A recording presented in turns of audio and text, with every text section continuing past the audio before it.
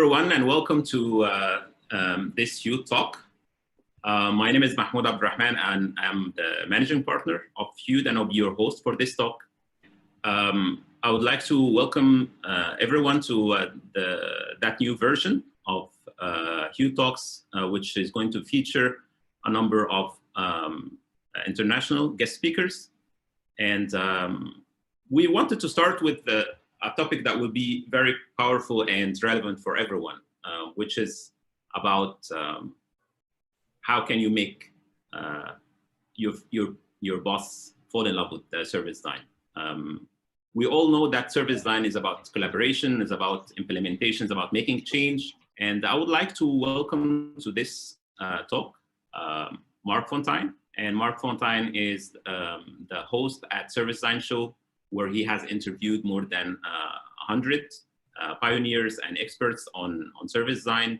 He's also a co-founder of Service Design Jobs, and he has a full course on selling service design. So he is a global authority on the topic that we're discussing today. But I always say one of the favorite things that I love about Mark, and maybe many of you would know, his definition of service design that was later used by our friends at Accenture Fjords with the example of the two coffee shops. Welcome, Mark, to the talk today. Hey, man. Hey, Mahmoud. Hey, everyone. Nice to be here on this Wednesday evening for me. Mark, let's start with since stories are always very powerful in communicating, ideas and thoughts. Give me a story about that topic of today. Yeah, sure. I've got many stories. So again, welcome everybody. It's great to be here. And the story that I want to share is actually one that I also talk about in a short email course on how to explain service design. And I just took one story from that. If you're interested in that email course, I'm sure probably somebody can share a link. But I remember, and I'll try to talk slowly. I remember a project where I remember sitting in a room with the CEO and the CFO of a company who was in the construction business. And we were doing almost a final pitch for the executive board and showing a presentation, of course, of how the project would advance, why service design would be a good approach for this. And it was quite exciting and interesting because having the CFO at the table, you knew that questions were going to come that you weren't prepared for. And that happened. So halfway through the presentation, the CFO was sitting laid back and listening to it, white shirt on, of course, like your classical CFO. And then he asked the classical CFO question, like, now tell me what is going to be the ROI on this project? And I sort of prepared for that question, and I had a slide ready from the Danish Design Council that showed like the design value index of companies and the stock market. And then he was just sitting there laid back, and I was sort of trying to convince him of that, hey, look at this, other companies are doing this and they are growing. And he was just sitting there laid back. And at the end, he said, I wasn't really that interested in the actual answer. I was interested in how you would respond in general. So at that moment, after that, I was thinking like, I need to learn how these business people think, how they operate, what's important to them, and understand where these questions are coming from so that I can basically help them better. So that's one of the examples that I, again, also share in more detail in the email course. Such a great story, Mark. And we have done a lot of effort in preparing for this talk today, a lot of work in the interactive format that will be rolling out in a few minutes. And I would like to give people more insight on why this is very important. What is at stake if you don't treat that advocacy, or if you're not able to build that level of buy-in within organizations, especially to our in-house. Yeah.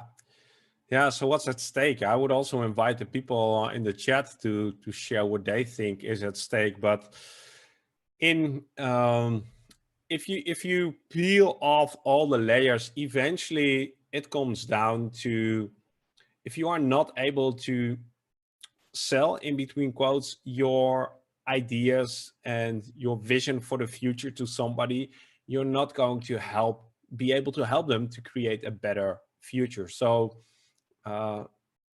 selling and getting people excited about something is all about helping them to get to a better position where they are today. And we all are already selling. Even if you're the least salesy person you could be, you're already trying to get people to believe in the things that you do, whether it's your wife, whether it's your kids, whether it's your boss. So we are all naturally already doing this. And I think the thing we can learn is to do it more consciously and be more effective with it, and not to try to manipulate people, but to honestly try to help them so that they are better off in the end and that we are better off in the end. So what's at stake? It's us. It's us being able to do more of the better work and creating a better world. That's, if you peel all the layers off, I think it comes down to that for me. Great. So I would just ask everyone to get ready to jump in. There will be an initial rollout now of the format, and then you will have much more of that to do later on in the breakout rooms as well. Rayana, if you can share your screen, and let's get on to the first scene. So we have prepared here a number of comics that sort of, display or depict like typical situations, and scenes that we all face within the organizations. What we're going to do now is, in each of these, there is a service designer and someone else, right? So there is the service designer and their boss, or a service designer and another stakeholder, or, some sort of like CEO or something like that. We will go through 3 of these comics now with Mark, and Mark is going to role play this with one of the audience. Okay, so Mark is going to be the service designer who is trying to convince people to do things, and then also sometimes becoming a bit frustrating or not so encouraging. If you can slightly zoom in, Rayana, first, for us to see the to see the comic, and then we can start to do the note taking. Okay, so let's go through the comic first. What we're going to do now then is invite a volunteer to role play that scenario with Mark. And while we do this, we have Tarek, who is one of the Huders. He will start to live take notes and enrich the whole scene with what's happening in the dynamics of this. So this is a typical situation. You have the service designer or someone who is an enthusiast of service design trying to do things within the organization and stuff like that. And while they are doing this, they are always, told that we have much more essential stuff to take care of or to focus on, right? So it is always the fight between, current operations, current business, and, creating that new business. I would want one of the audience to raise hands, and then they will be allowed to talk and also to start role playing this with Mark. Anyone?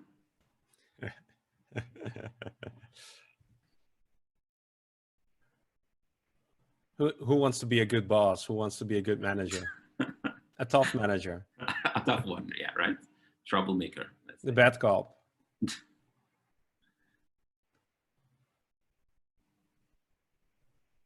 I see many familiar names here. It would be great to have one of them jump in and take the leads here. Otherwise, we can choose some of our friends as well. I have the scary role here. The other part is the easy one. So yeah, I will. We have a volunteer. I think we have Shada, yeah. Okay, cool. So now, as they start to do this role play, I want all the audience to be observant, okay? So I want you to actively listen. I mean, start to see what are the dynamics that emerge in this situation, how each of them is positioning them, what are the power dynamics and how they play, and how they are able to influence each other. Okay, Mark? Yeah. So where is the boss? I need to hear or see the boss. Hi, so I guess I'm the boss, right? Hey, yeah. So, yeah, again, just to stress what Mahmoud said, everybody just pay attention, see what happens. This conversation, we don't know where it will go. It might turn out really well. It might turn out to be a disaster, but we're inviting you to make notes and reflect and learn. So, yeah, let's do it. Okay. Right. Hey, good to see you again. How are you doing? I'm fine, thanks. How about you? Good. I'm super busy, like we all are. And I heard that you wanted to talk about this project that I'm working on, right? Yeah, I do. Well, tell me what was on your mind regarding the thing. The thing. Okay, so I'm supposed to come up with a project in my head, right? Sorry, I joined late, so maybe I missed some parts there. No problem. Well, so I'm going to, in this case, try maybe to you work give an on update, Mark, or something, so you're excited about the project that you're working on. Yeah, exactly. So this project, the service design project, this project to develop this new service proposition that we started 3 months ago, it's really progressing nicely. So I wanted to give you a quick update and see how you could maybe get more involved and help us to implement some of the ideas, right? Okay, sure. Yeah. Go ahead. So yeah. So we did all the research, what you expect. I'm not going to bother you with all the details.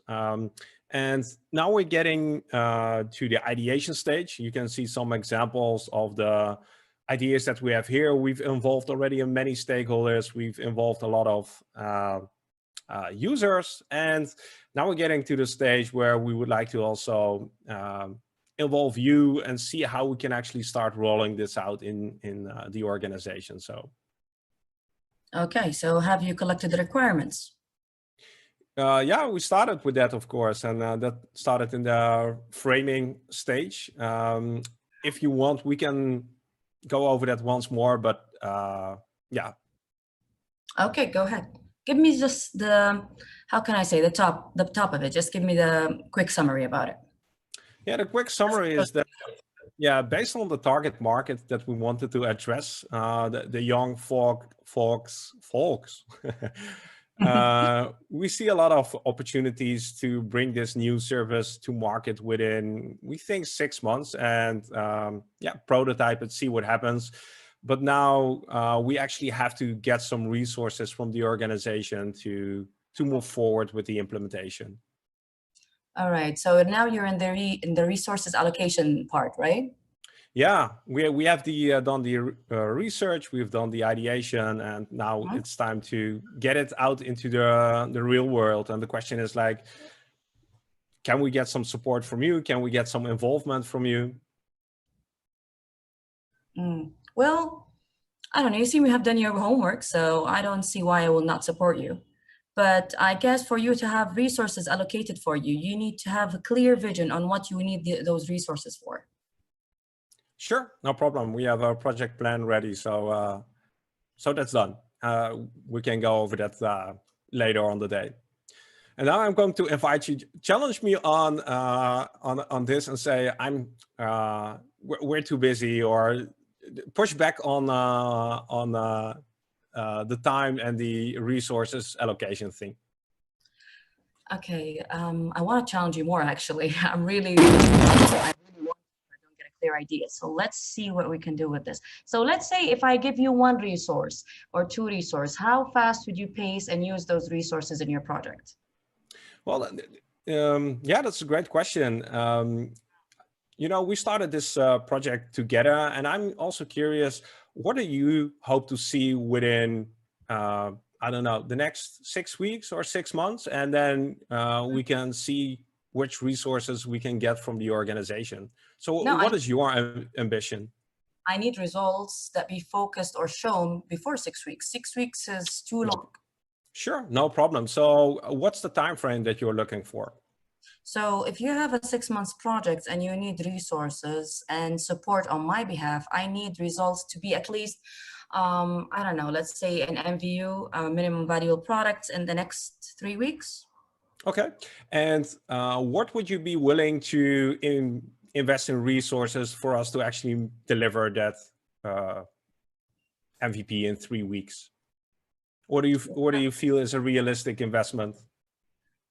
Well, if you're developing kind of a software framework, so I would say at the beginning, I'll just give you one IT person. Probably would give you some funding, but not a lot, just to support you with the MVU. After you deliver the 3 weeks thing, and by the way, if you deliver in 2, then you would get more resources. If you deliver in 3, let me see what you get. But if you can give me in 2, maybe I'd upscale your resources. Sure. So just to summarize, and this is already great, like you're offering one IT person to develop this MVP. Is it correct that I understood that we're trying to find a market opportunity which is worth at least 5 million in the first 2 years? Wow, that's good. That was part of the scope, right? I'm not sure, but apparently you can, if you, let me see, where's your scope plan? Where's your baseline? The thing we discussed at the start of the project was that we're going to try to find an opportunity which is somewhere between 5 and 10 million in the first 2 years. But you will try, but you're not definite that you'll get it, right? Who is definite that they will get it, right? Where can you get guarantees these days? So we can do our best to try and give our best shot. All right. And we have some experience, so.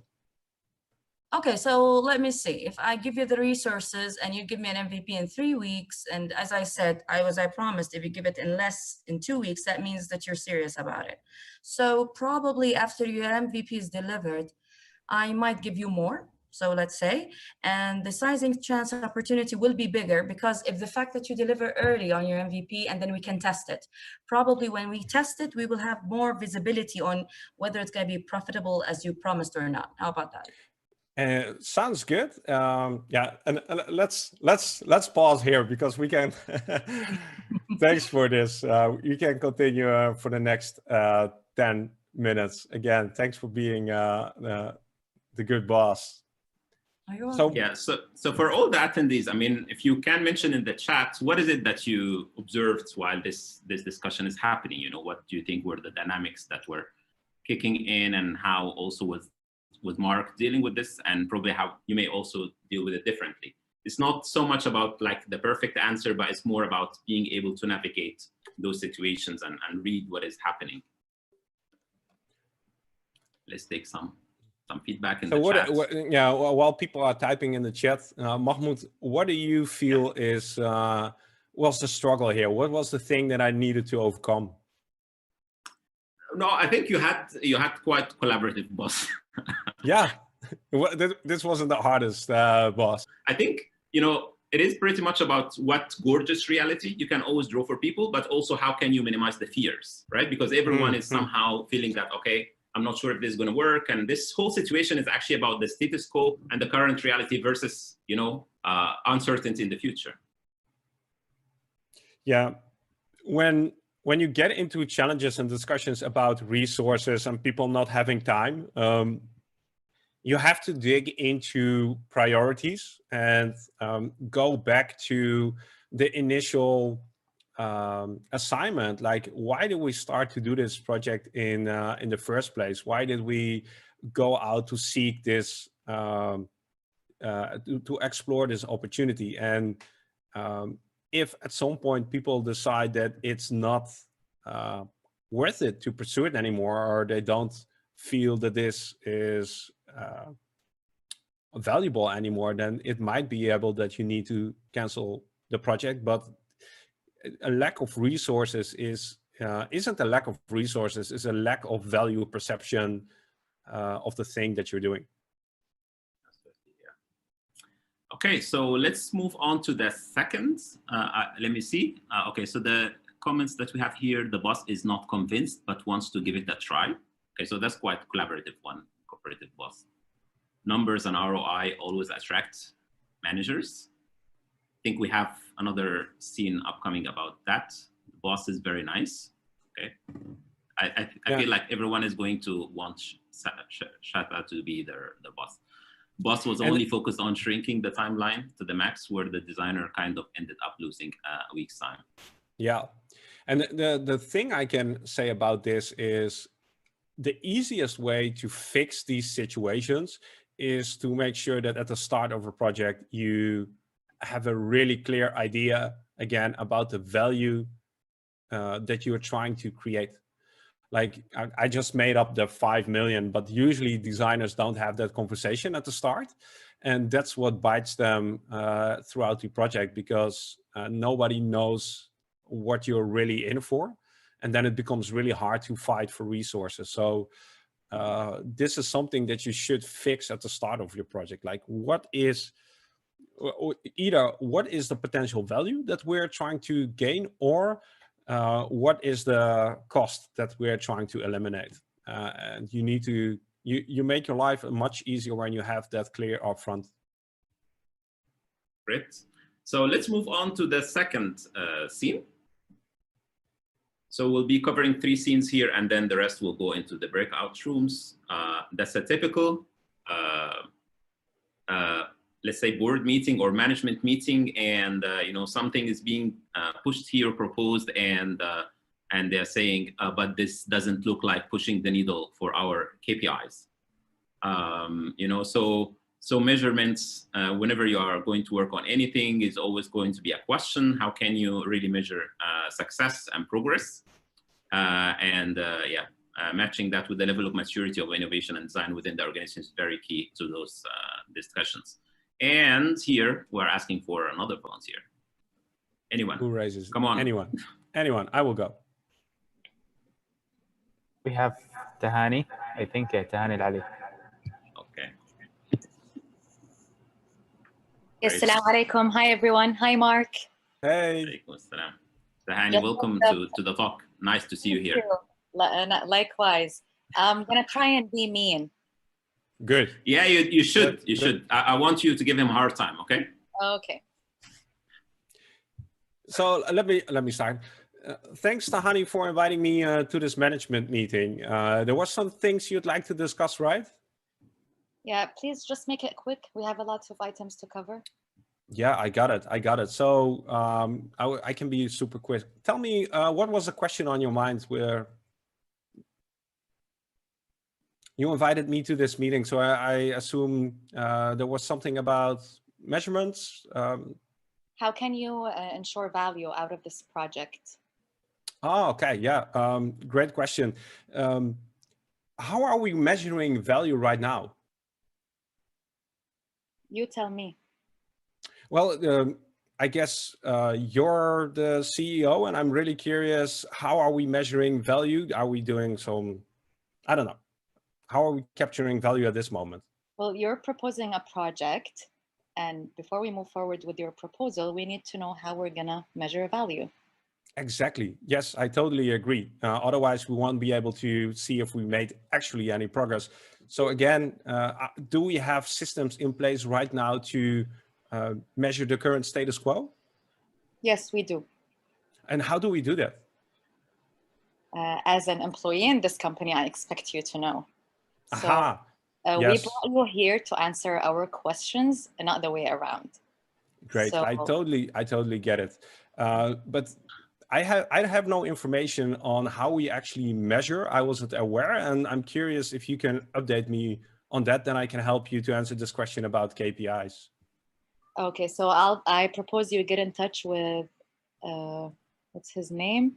Ahmed. He's the dashboard guy. He's keeping track of all what we're doing, all the measurement, all the necessary KPIs, and ensuring that we are on track with everything. So that's an action item for you after this meeting. No problem, because I'd love to see and make actual tangible progress. So yeah, let's meet next week. and please be prepared. Yes. I'm sorry. Perfect. This one was perfect. I don't know how you felt about it, but it feels so uncomfortable. Yes, I felt that too. Very good. Because this is reality, right? This is how it goes. Yeah. Yeah. So, Okay. how did you feel about Tahani, how did you feel about this conversation? Well, because I know it's a role play, it's funny, but like you said, it's still very uncomfortable, even though I'm the bad guy here. Mm-hmm. But yeah, very uncomfortable, but it's much easier because I just have to be arrogant and you're the guy who has to come up with all the questions, right? Yeah, yeah. So it's an easier side of the equation, I would say. And what would you say was my strategy?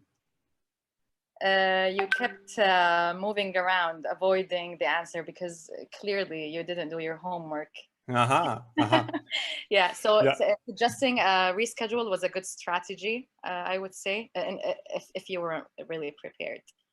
So it's interesting, and apparently this is would have been a learning point for me. Like if I gave the impression that I'm avoiding the question, then that already creates negative emotions in a situation like this. What my goal was is to get the answers from you rather than me trying to come up with stuff. And this was apparently then a misalignment on what my homework was. But usually in these conversations, I try to, if clients start about KPIs and about measurement, usually they have to come, how do you measure success right now? Usually it's not the thing that they ask from a designer. So usually they have to give the answer, and often they don't. The answer is that they don't measure, and then it's really hard to, well, you can confront them with the fact, well, if we're not measuring it right now, how can we know? How can you expect from us to measure it? But right, I think with the first question, I felt challenged as the CEO, and I did not like it. Yeah, so that's the attitude went up. Yeah. So that would be a really good thing. Like I said, these conversations are not about having the perfect conversation. It's even better now that we've created this tension and this conflict. What are some of the other comments in the chat, Mahmoud? So we have here aggressive boss, very strong boss. Mark is very experienced. Agree, it is the reality. Yeah, I highly agree. I mean, I have seen lots of these situations, and I have personally also been involved in projects of designing offices for, you know, excellencies and stuff. And I know someone like you, Mark, wouldn't get the meeting booked to begin with in that situation. He flipped the situation. Don't walk into the meeting room if you have a moody boss. Yeah, what if he's moody all the time? I think he wasn't avoiding. He wanted you to point me to the right direction. If he does this in a real case, he will lose. Bosses don't like such confrontations. I think of these scenarios had some guiding words, it would make it easier for role playing. Well, he's a Dutch. What do you expect? Yeah. Yeah, so the trap here, and the trap here is trying to convince and sell. So if I would start trying to convince that this is pushing our KPIs forward, and unless I have hard proof that it is, which we often don't as designers, then I would lose for sure. So it's really, you can almost only win in these situations if the client, the boss, convinces themselves that this is actually moving the needle. And the best way you can do that is by asking questions, trying to figure out, how do you see progress right now? How do you do it in other projects? Yeah. I think from my practice, Mark, also definitely being aware of the different types of measurements, lead and lag measurements are very essential. since the more mature the organization becomes, the more you'll be looking towards more outcome-based. Earlier in the process, it would be more about process-based outcomes. I think one nice thing I was trying to sense if you are leading towards is more if you are actually trying to get them to set the priority of where you want to measure, because this will be another win in the situation. If they tell you what priorities they have, and then you focus on that in the measurements. So that also becomes an initial, let's say 50% buy-in kind of thing, because it makes your job easier. Yeah. Okay, go ahead, Mark. No, go ahead. Let's move on to number 3. We have much more to discuss. So this is the last one that we'll be doing in the main session. And for that, we'll need another volunteer. Someone, needs to cool down, energize up, and get in the cage. Okay. So it looks like a service designer or some sort of service design advocate is pitching something, and then there is a comment that we already have the business process management office for that. Yes. And it looks like the business process management guy is on the table already and saying, yes, tell him. So there will always be in the organization, and maybe in the other scenes, you see other scenarios as well, on who is already doing that, and there, when there is someone is thought to be already doing this, there are so many dynamics in the situation, because you don't want to alienate them, you want to engage them, and you want to do many things in the, and still building in much more buy-in and stuff. So who is the next volunteer? Someone who likes to discuss that BPM service design thing, or any. Can be UX, can be design research, can be marketing, can be sales, whatever. Yeah, agile, lean, CX. Yeah, we already have X for that. Yes, can you hear me now? Yes. Yes. Yeah, how are you, Mark? Good. Hey, Hashim. Nice to see you. How are you, everybody? So now I'm going to be the aggressive boss. I was in your situation many times ago, so I will ask you many questions according to I'm the CEO that managing a lot of projects in the same time. So I want to know first which project that you want to hire more members in your team. So just to be clear, we started the scene right now, right? Yeah. Okay. So which project did we want to hire more service designers? We set a scope at the beginning of the year to develop 3 new services in our business to business department, and we're moving forward with those, and we already see that we need more resources to actually get them off the ground. Okay, so what if we didn't hire these new members? Well, the question is, how fast do you want to move with these services? How much progress do you want to see at the end of the year? Yes, because now we have, now in this era of Corona, we have a very limited numbers of hiring new people. We have also another managers that they want to hire more people for totally development. Get that. So we have very limited members. We have only two to hire. One of them is already reserved. So tell me why I should hire one for your team. Oh, right. Yeah, and I totally get that we're short on resources. Like in this period, everybody is short on resources. So we need to be creative around that. To achieve the goals that we agreed upon at the beginning of the year, we need hands. We need people who are able to do the research and to do the ideation. And if those resources aren't available due to the circumstances that have changed, which I would totally understand, that would probably mean that we need to look at the scope again and rethink what we can deliver within the new context and boundaries. Would you be willing to do that? Okay, but I need first to know to compare between hiring a new member for you or for the Angular team. if it will save time for our project or not, because you know that the 3 projects that you are talking about, they should be delivered within 2 months only. You know about this? Yeah, and you need to make a decision. Where are you going to allocate your resources? Are you going to do it for us or to the other project, right? Yes, for sure. Yeah, and at the beginning of the year, we sort of agreed upon the target and the goal, and we agreed upon certain resources. And I would love to have the conversation with you again, now that this new situation is here and that the resources have become limited. How can we either achieve the same with less resources, or maybe narrow our scope so that we can still maintain high quality, but with less expenses? But we would need to have a conversation about that. Okay, but what I need a clear answer for this question.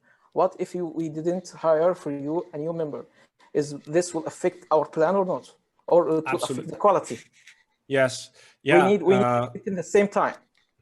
Yes. So let me ask you a question. If you go out to buy a pair of shoes and the shoes eventually appear to be the same price as you expected, but you have half the budget because in the other store you just saw a great jacket, would you still be interested in the shoes, and would you be able to afford them? When the resources get smaller, I think it's realistic to look at what you are also expect from the end result. Okay, I got it, but again, I wanted to know that we have a very limited number. So tell me, what if I didn't hire you a new member? It will affect the quality or not? This is a very important answer for me. Yes. And the short answer is yes, it will affect the quality when we don't have the resources that we agreed upon. When we were setting the scope at the beginning of the year, we allocated some resources, and those were... So I know before that you want 2 members. You want a UX researcher and UX designer. I will give you one only, so you have to choose one between them. Yes, I totally get it that we have to cut resources. In that case, we would have to reframe the project scope and the outcomes that we can deliver. So if you're willing to do that, then I'd be happy with 1 team member. So Hisham, you are already, as a boss, convinced that whatever he's doing is different and is unique and is really value adding, right? You are not in any way confused that already business process management office is already doing that, right? Yes, because this conversation happens many times in this period, according to the limited members of hiring.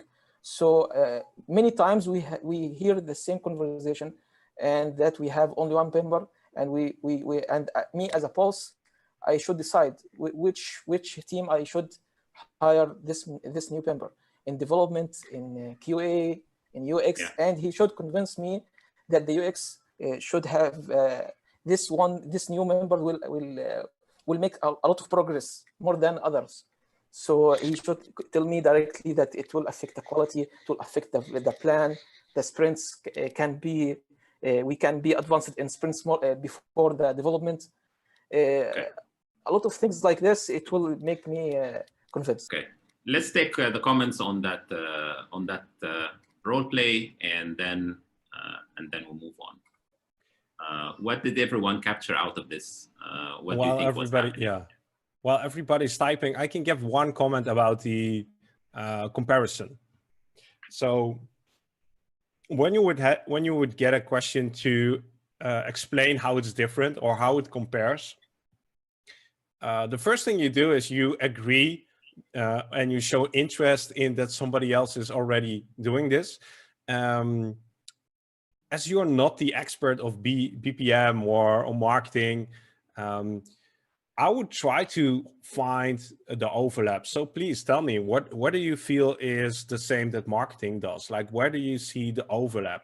And then once people start to explain where they see the overlap, it becomes much easier to exemplify the differences. So before making assumptions about how it's different, start by looking at what are the similarities from the perspective of the person making the comment. Like if somebody said, yeah, but this is just like UX. Well, sure. Tell me what do you feel is the same as UX? Well, you do research and you do this and this and this. Yeah, we all do that. That's exactly right. And the difference that you see or that you don't see in UX is we also do physical prototypes. For instance, if we have a service in a hotel, whatever, start by acknowledging the similarities, and then from there start articulating the differences. That's how I would approach it. And then let's see what we have in the comments. The boss wanted a clear answer. All bosses want a clear answer. Yes, and that question, by the way, that part about business process management has been one of that we hear most of the time, all the time. That how would you respond, Mahmoud? Oh, we actually created an entire deck around that, and we tell people, yeah, I mean, we know the differences, and and who leads to what, and what focuses on what, and we have visuals and stuff like that, and then it becomes very clear for people, because for example, when you start to discuss usability and the focus on the touch point, business process management is not there, When you start to discuss about ownership of experience, business process management is not there, right? But you don't say that business process management is not relevant, because definitely when you start to discuss things like blueprints, and the process part of things, definitely that's of a great relevance. I see a comment here. It's always good to listen to what the other person has to say and meet them halfway. I guess something is better than nothing is the scenario here. Yeah, and when people want to renegotiate the terms, again, this relates to the first thing. When your boss wants to renegotiate the terms that you set at the beginning, you should always renegotiate, but then it has an impact on either speed, on either quality or volume. And yeah, that's a conversation, that's a negotiation you should restart at that point. Okay, I want to onboard everyone on what's going to happen now. So we will start creating breakout rooms. Each breakout room will have 3 participants. Basically, you will be in breakout room 1 or 2 or 3, etc. We'll be sharing now with you the link to the Miro boards that you see now, and you will go to the scene that's corresponding to the number of your breakout room, okay? So can you show us, Royana, for example, 1 and 2 and 3? Yeah. So for example, people who are in breakout room number 1 will go and see, okay, what is there in that breakout room? What is the scene? And they will start to form themselves as follows. So one of them will be the service designer, and the other one would be the boss or whoever is in the situation, stakeholder or something. And the third person is going to be observing and taking notes on what's happening in the situation. And they can do the same exactly like what Tarek was doing. You can make it more brief. You can start to analyze what's behind or do whatever. We'll take 15 minutes to do this. And we'll come back here. And after that talk, Mark will share with us his 3 essentials to make your boss fall in love with service design. And I say in Hude, we actually have a very successful case in making someone fall in love with service design. We had, who was once a client for us, fall in love very deeply with service design, that he became our CEO today, So that's a great success story when it comes to making people fall in love with service design. So Osama will now create the breakout rooms and will assign people. But let's also first share the link to the Miro board here in the chat, and make sure that you open it before you join the breakout room. So if we can share the link to the Miro board in the chat. It will be 3 roles. So the service designer, and then the other person that could be a stakeholder or a boss or anything, depending on what's in the comic. And a third person is going to be an observer that will capture the notes. Mr. Mahmoud. Yeah. Abdullah Rahman, help us out. What is the next step? Yeah, let's take a bit of feedback and input from people on what happened within their discussion. So that was a really interesting discussion. There was a lot of pressure around timeline, around roles. We will do things from our side and stuff. But then the service designer tried to sort of deconstruct, the dynamics there.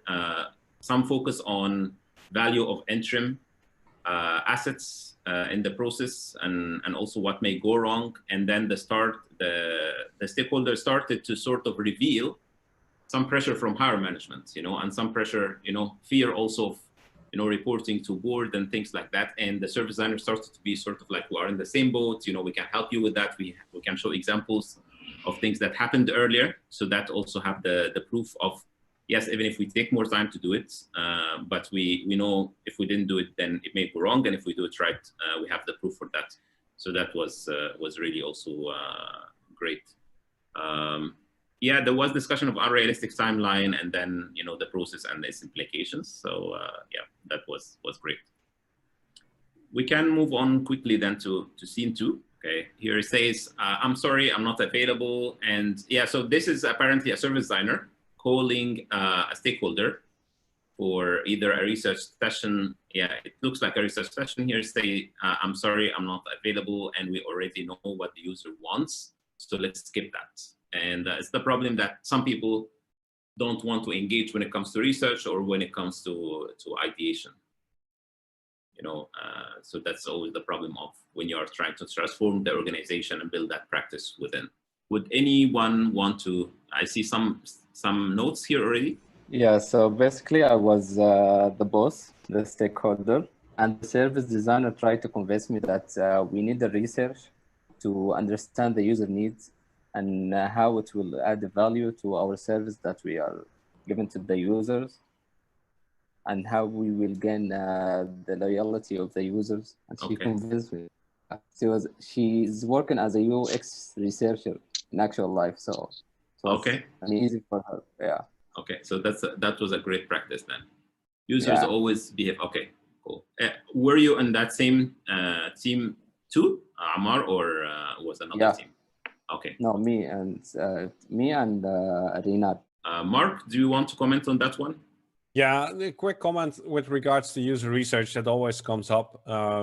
This comes down to how confident, how much risk is your client willing to take, or why would they pay you as a service designer to guess? So we're going to create ideas without research based on assumptions. Why do you want to take that risk?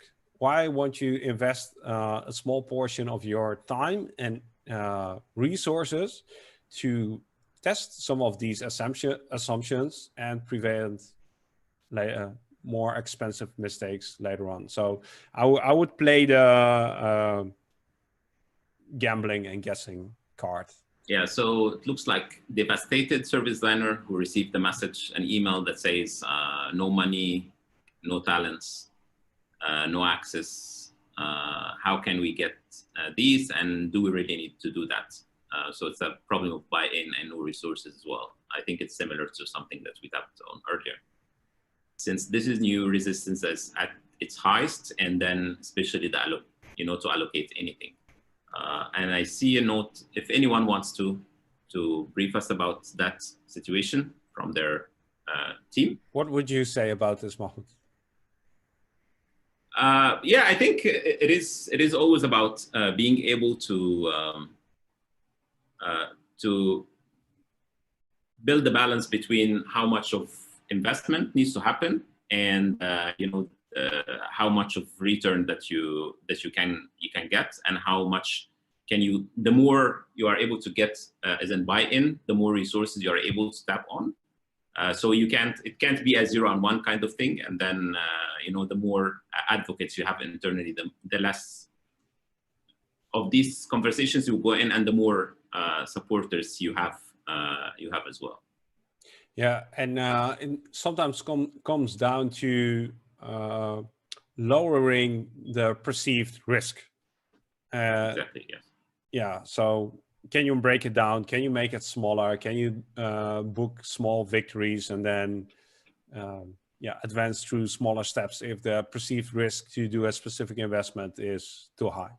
Yeah, a lot of people feel like, okay, they have to start with the, I don't know, lab or something like that, something that requires so much to build or, but that's not really the start. Move on, number 4. And seems to be like a virtual meeting, and a boss and a service designer on the call, and the designer is presenting an amazing future service vision. And the boss is saying, I'm not sure if we are ready for this. So they see a lot of risk in adopting this, and if they have sort of covered the essentials. So it always looks scary and unlike the reality, and the question about like, are we ever ready to make that step? Do we have any comments from the team who worked on this? I didn't work on this, but I have a comment if you don't mind. Sure. I think it might be beneficial to show the evidence behind why we are presenting this vision, which is grounded in your research and your understanding of the customers and stakeholders' needs, as well as the larger organizational needs. And then you show them, you connect the two and you show them why this vision will address those needs of the customer and stakeholders, and why will it be profitable if you implement it in the future. So if you ground your vision in reality, then this makes it less scary, I feel. So is it much more about relevance of that future vision to the current state? Yeah. Okay. Yeah. What do you think, Mark? I've been in these situations, and I agree that showing the process, how you arrived at this future vision, helps a lot to get buy-in, because at some point your future vision should be a logical result out of the steps that you took to get here. And it's really hard for somebody to skip over those steps. So showing the journey towards this and which decisions and assumptions you make along the way usually helps to have a more interesting conversation than, are we ready for this? It becomes a different conversation when you show the path towards this vision. Yeah, and I mean, as engaging and and motivating ambitious visions they are also scary at the same time, right? So you need to be able to balance both of them. How can you make sure it is motivating enough and inspiring enough, but also it's not so scary? And I think building the stepping stones through that, and offering the sort of like, okay, what can we do about this today or tomorrow or something like that, and all the discussions about that phasing element. I haven't tried it, but it might, as you say, this is scary. Might also be interesting to create a future vision where you just leave things as they are and see which scenario is more scary. Yeah, definitely. So staying there as well is as scary. I agree. It should be even scarier. Yeah. Okay. I will. I mean, the other scenes are there. If there are any comments you want to take on them, let's. We can hear your comments quickly from the audience in the chat or in the. Let me see some comments from the chat. So even if we know the user, the uncertainty nowadays is high and needs and demands keep changing. So research would always be useful. Absolutely. It might be beneficial to explain the cost of using service design versus not using it. Yeah, so triggering that part of what if we don't. And in this situation, we could show the cost of not doing it and the cost of the lost opportunity. Yeah, exactly. That's what you just mentioned, Mark. Yeah. Said by Ahmed. So, so Mark, give us the 3 tips, and then we open for any questions from the audience. Yeah. So based on my experience of doing 14 years of service design, and if I have to distill it just to 3 tips about getting your boss to fall in love with service design, I would say number 1 is practice empathy, which with that I mean listen to the people who you're working for, learn about their challenges, know what keeps them awake at night. So empathy towards not just the people, not just the consumers, but also the people we're working for. That will be one. Second thing that worked really well for us always in the past is show, don't tell. Like, you can talk all day about service design, but as soon as you start presenting things that you actually did, or do experiments, or do the marshmallow challenge, or activities. So show, don't tell is, I think, a much more powerful way to get people excited about it. And the final thing I would say, and maybe that has been the most successful for us if you manage to do it, is get stakeholders to interact with customers. Get them outside, get them talking, well, in this case, get them online, and let them firsthand experience how customers think about the service, how they think about the future. I don't think there's a more powerful instrument than actual customers sharing their stories to actually get people to appreciate the value of service design. Great. Thank you, Mark, for the tips. And in relationships, they say we fall in love with a person and an idea of a life with them. So for everyone, we feel excited about being with, even if that is service design, not a specific person. It's more about like how it's going to make us feel and look in the future, right? It is about that future identity that we have and future reality that we see. And I think it is all about how can we make this much more tangible to get in touch with, to feel, and also not so risky to, that it hijacks and compromise everything else. Okay, we can take questions if there are any questions from the audience at the moment. Who don't have questions? I have a quick question for Mark. Good. So you mentioned that instead of talking about service design, we show them service design. So what exactly should we show them? Yeah, so I have some videos about that, because we can do small experiments with people that show certain values of service design. So I already mentioned the marshmallow challenge. Like, if you want people to appreciate the value of prototyping, take 18 minutes of their time, do the marshmallow challenge, and then you'll never have to explain the value of prototyping again. It's the same with visual. There are exercises about visual, the power of visual communication versus written communication. Some time ago, there was a really cool video about people drawing things on their back. Anyway, visual communication would be another one. Co-creation. Like, there are many experiments that we can do that show the power of co-creation. So the things I would show around service design is the sort of the core values and the individual elements, rather than the whole process at once, or next to the whole process at once. Okay, if I can say something about this point, is that once I do this and show the results, okay, I bring in users, then I make a video of their faces facing challenges in our design. So after that, I show it to everyone in the project. So the whole mindset of the team changed. Now they always think about the users, think how our user will face or using our service again. So that was very, very good experience. And yeah, it changed a lot of things in our project and our process. Yeah, I totally agree. Getting the actual people who use your service or will be using your service, then it becomes really easy for us as service designers. We don't have to prove anything or convince anyone. This is like what your users are saying. This is the people who are paying your salary. This is how they respond.